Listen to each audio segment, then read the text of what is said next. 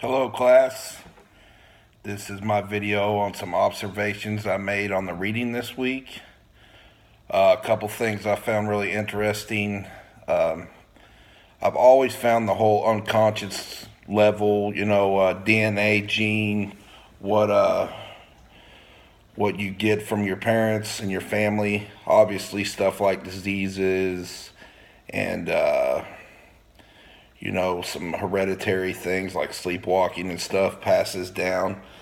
But I've always been curious of, do I act like my dad because my dad passed that down to me, or because that's just the influence he had on me? I believe God gives you certain parents. Sometimes the parents aren't around for a reason because God knows what's best for you. For instance, I'm pretty sure I got my temperament from my father, but I'm also a lot different than my dad in a lot of different ways. And see, my dad didn't even know his dad, never met him. But we found out after he died that he was into gardening, so was my dad. They happened to root for the same sports teams, ironically. So how much of that was coming from his dad was that way, so he became that way? Because he didn't have any influence. I mean, as a parent, my kids root for the teams I root for. They don't like any of the same music I do. I happen to like a lot of the music my parents do. So I think that it's important to influence, especially, a big part of my parenting is raising my kids in church. I have influenced them, to follow in my footsteps of the Lord. But in the end, it's their own decision. I don't make them make decisions. I give them my influence and what I think. I try to nurture and show love instead of, you're going to do this, you're going to do that. I mean, obviously, in some cases, you have to say, you're going to do this and you're going to do that. I mean, there's some things that I think they've got from me from hereditary. One of my daughters have asthma. I grew up with asthma. My wife also has asthma, so that could be part of it too. So I've always found that interesting, the whole, how much did you inherit and how much was from what you were taught. So I think it's a little of both. The text, I think, leans more towards what you were taught, except for obviously stuff like diseases and stuff like that.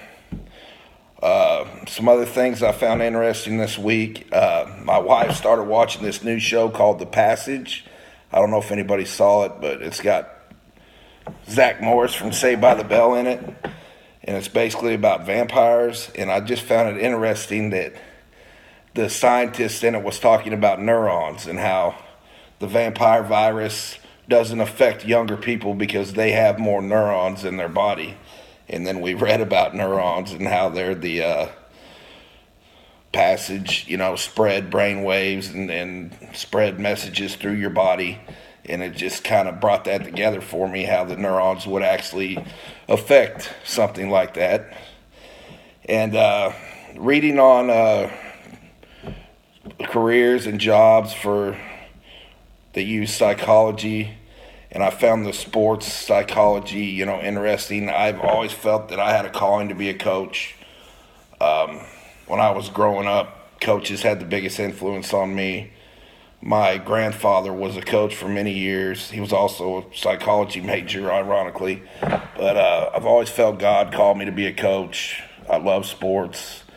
I'm pretty good with kids. I've actually been coaching Little League, 3 different sports for about 10 years. And there is a lot of psychology to sports. It's getting people to believe in themselves, to do more than maybe they thought they could do, to not be scared.